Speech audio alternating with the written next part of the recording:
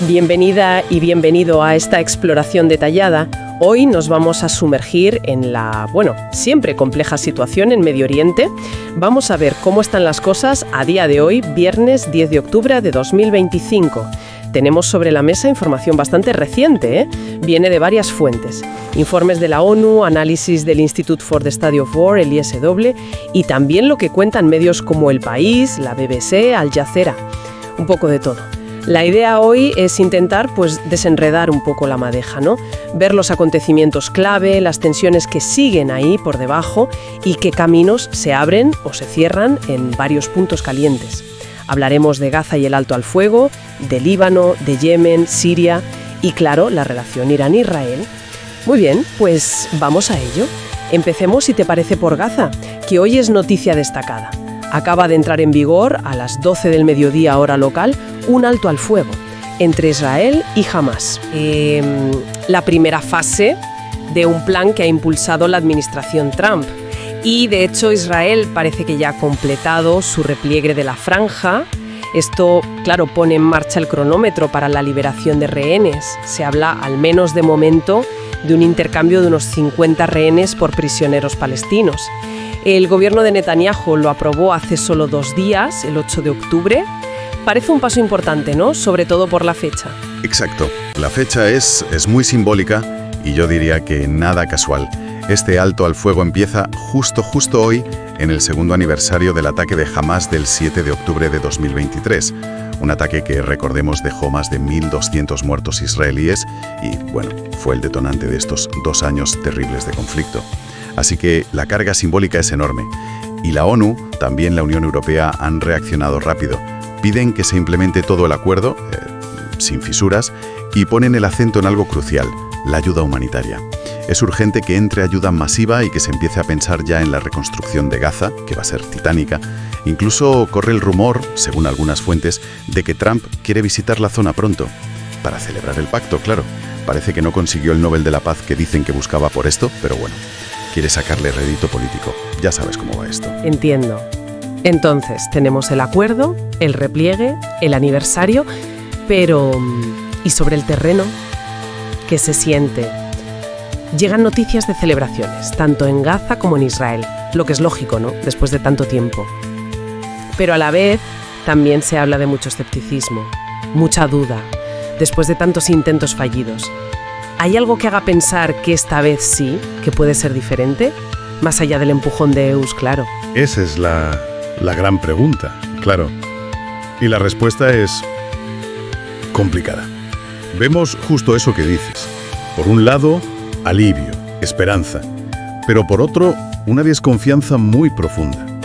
Basada en la experiencia, ¿no?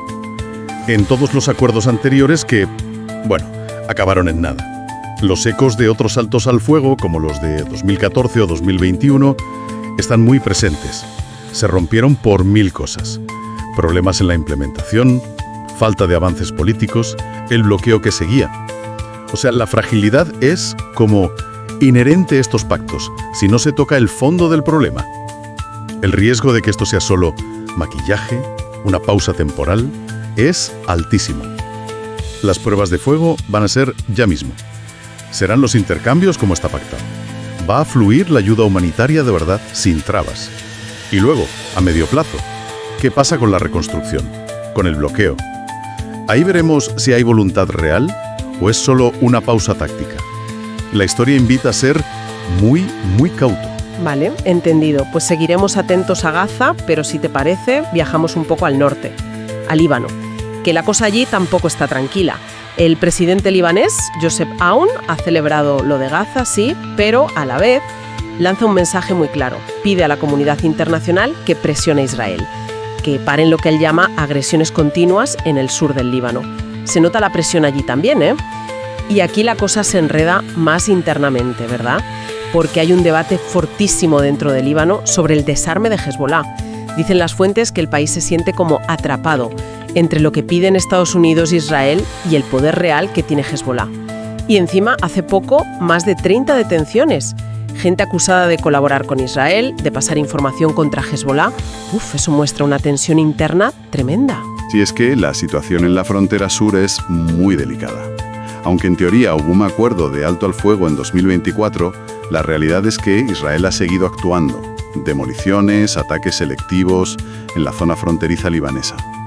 Y esto no solo viola el acuerdo, sino que crea un miedo enorme en la población. Algunas fuentes recogen testimonios que hablan de temor a una especie de, limpieza étnica gradual en esa franja. Es una palabra fuerte, pero refleja el miedo que hay. Las operaciones israelíes contra Hezbollah se pusieron muy intensas en septiembre y octubre. Ataques aéreos que llegaron hasta Nabatie, que no está pegada a la frontera, está más al norte. Hay analistas que ven un paralelismo inquietante. Comparan la presión actual sobre Hezbollah, militar y diplomática, con lo que pasó en 1982, cuando Israel invadió Líbano y forzó la salida de la OLP. O sea, ven un intento de cambiar las reglas del juego en el sur, de forma radical. Y mientras, Washington aprieta. Buscan acuerdos paralelos como el marítimo de hace unos años. Pero el gran obstáculo, el nudo gordiano, sigue siendo el mismo. Las armas de Hezbollah, su desarme. Mientras eso no se toque de forma realista, la calma allí será siempre precaria. Muy precaria. Y el coste humano, claro. La destrucción en el sur desde que esto se reactivó en 2024 es enorme. Casas, infraestructuras, tierras de cultivo y todo esto sobre la crisis económica brutal que ya tiene Líbano. Es una combinación terrible para la gente de allí. Cambiamos de escenario. Nos vamos más al sur. Yemen y el Mar Rojo. Otro punto caliente y mucho. Los hutíes, con apoyo de Irán, parece que han vuelto a la carga, desde julio de 2025 atacando barcos. Y el incidente más grave, muy reciente, el 2 de octubre, un ataque a un carguero holandés, el Minerva Gracht. ¿El resultado? Un tripulante muerto. Y además detuvieron a 10 trabajadores de la ONU que iban en ese barco. Tela. Sí, ese ataque al Minerva Graft es muy significativo. Primero por la víctima mortal, que obviamente eleva la gravedad. Y segundo porque, como apuntan los análisis, es una prueba. Una prueba muy dura para las iniciativas de EU de calmar las cosas en la zona. Parece que estos últimos ataques son más efectivos, digamos. A diferencia de muchos de 2024, que eran interceptados o causaban daños menores, ahora sí están impactando en los buques y causando daños serios. O incluso muertes, como en este caso. La naturaleza del ataque, además. Un carguero concreto, una víctima mortal, sugiere quizá una escalada. En precisión o en intención, no sé. Pero desafía las defensas que hay allí. La crisis del Mar Rojo, que empezó por la guerra en Gaza en 2023, sigue muy viva. Y sigue afectando al comercio mundial, claro. Las rutas, los seguros, todo. Es un ejemplo perfecto de cómo algo que parece local tiene un impacto global directo. Y hay que recordar que EU había bajado el perfil de sus operaciones allí en mayo de 2025, después de otros ataques hutíes. Ahora, con esta nueva escalada, el Consejo de Seguridad de la ONU vuelve a debatir el tema este mes, buscando cómo contener esto sin liarla más. Y los propios hutíes lo dicen claro, ¿no? Vinculan los ataques a la solidaridad con los palestinos, lo que complica todo aún más, porque conecta directamente Gaza con la seguridad de una ruta comercial vital. El riesgo de que esto escale a nivel naval, pues está ahí. Miremos ahora, aunque sea más de pasada por la información que tenemos, a Siria. La noticia más reciente allí es un alto al fuego local, en Alepo, desde el 7 de octubre, entre el gobierno sirio y las FDS kurdas. Y como resultado, se ha levantado el asedio a barrios como Sheikh Maksud, que será un alivio enorme para la gente que estaba atrapada. Sí, es un respiro local, sin duda positivo, pero hay que ponerlo en perspectiva, claro. Siria sigue siendo una de las peores crisis humanitarias del mundo. Las cifras dan vértigo. Más del 70% de la población, 16 millones de personas, necesitan ayuda urgente para sobrevivir. Y aunque en algunas zonas del sur, como As-Suweida, dicen que la ayuda entra más o menos bien, sigue habiendo problemas enormes de logística, de seguridad. La ayuda no llega a todos como debería. Así que este alto al fuego en Alepo es una pequeña isla. La guerra civil, que va ya para 15 años, sigue. De hecho, se habla de nuevos enfrentamientos entre gobierno y kurdos en otras zonas del norte. La situación general es frágil, fragilísima. Hay demasiados actores, demasiados intereses. Y Siria también está en la agenda del Consejo de Seguridad este mes. La estabilidad, por desgracia, sigue muy lejos para la mayoría allí. Y esto nos lleva al último punto clave de hoy, que en realidad está detrás de casi todo lo demás. La tensión Irán-Israel. Sí, al máximo. Irán ha reaccionado al acuerdo de Gaza exigiendo que Israel cumpla a rajatabla. y acusando a Israel de engaño y duplicidad. Palabras muy duras que reflejan esa desconfianza total. Y claro, no podemos olvidar lo que pasó en junio de 2025, esa guerra directa de 12 días entre los dos, algo sin precedentes. Una confrontación abierta que cambió muchas cosas en la región. Se habló incluso de planes iraníes de invasiones simultáneas, aunque parece que solo se ejecutó una parte. Pero da idea del nivel de riesgo. Exacto. Esa guerra de junio fue un antes y un después. Y desde el punto de vista de Irán, según análisis como los del ISW, este pacto en Gaza ahora quizás no lo vean tanto como un paso hacia la paz, sino más bien como una oportunidad táctica.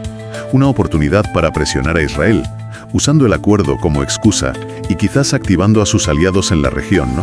Hezbollah en Líbano, los hutíes en Yemen, para mantener la tensión, para responder si ven que Israel no cumple, sin tener que arriesgarse ellos a otra guerra directa como la de junio, que fue muy costosa. Podrían verlo como una forma de tener a Israel ocupado en varios frentes, mientras ellos, recuperan fuerzas o esperan otro momento. Y esto, claro, nos lleva a la pregunta clave: ¿qué estabilidad podemos esperar? El riesgo de otra escalada directa Irán-Israel no ha desaparecido con el alto al fuego en Gaza. De hecho, algunos creen que podría incluso aumentar, si el acuerdo se ve como debilidad israelí, o si las cosas se descontrolan en Líbano, por ejemplo. La Unión Europea lo ha dicho claro: hay que prevenir activamente otro conflicto Irán-Israel. Existe la esperanza, claro, la posibilidad de que esto en Gaza sea un nuevo comienzo, si la calma se extiende. Pero siendo realistas, el fantasma de la próxima guerra Irán-Israel sigue ahí. Es la tensión de fondo que lo condiciona todo. Entonces, si intentamos juntar todas las piezas, el panorama es complejo, ¿no? Tenemos un alto al fuego en Gaza, una buena noticia, esperanzadora, sí, pero muy frágil, todo el mundo lo reconoce. Bajo la lupa, luego Líbano, tensión en la frontera, el problema del desarme de Hezbollah sin resolver, un foco de posible conflicto. Yemen, los ataques hutíes no paran y parecen más letales, amenazando una ruta marítima clave para todos. Siria, una tregua muy local que apenas alivia una crisis humanitaria brutal y una guerra que sigue. Y por encima, la tensión Irán-Israel, desconfianza total, el recuerdo de la guerra directa. O sea, los frentes están conectados y la estabilidad es muy, muy precaria. Pero persistente. El acuerdo en Gaza es importante, ¿eh? No hay que quitarle valor, sobre todo después de 2 años tan duros. Abre una ventana, una oportunidad, pero claro, los otros focos siguen ahí: Líbano, Yemen y sobre todo la sombra de la rivalidad Irán-Israel. Eso nos dice que la región está, muy lejos de una paz estable de verdad. La mediación internacional, como la de EU en Gaza y los esfuerzos de la ONU en todos los frentes, son cruciales. Absolutamente. Para gestionar esto. Pero los expertos avisan: la situación es extremadamente frágil. Que esta pausa se convierta en algo más dependerá de cosas muy concretas. Que se cumplan los acuerdos firmados de verdad. Que haya voluntad política real, más allá de las palabras. Y de que se empiecen a tocar algunas de las raíces de estos conflictos. Si no, nos quedamos con esa imagen, sí, un Medio Oriente en una encrucijada muy delicada, un mosaico de pequeñas esperanzas y tensiones enormes. Ha sido intenso. Gracias por acompañarnos en este análisis. Y quizás para terminar, una reflexión poco diferente. Hemos hablado mucho de pactos militares, de estados, de geopolítica. Pero, ¿y la gente? ¿Las sociedades?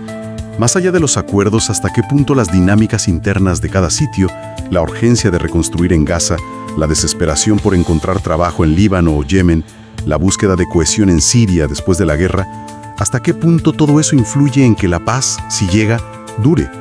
¿Podría la ayuda humanitaria a la reconstrucción ser algo más que un parche?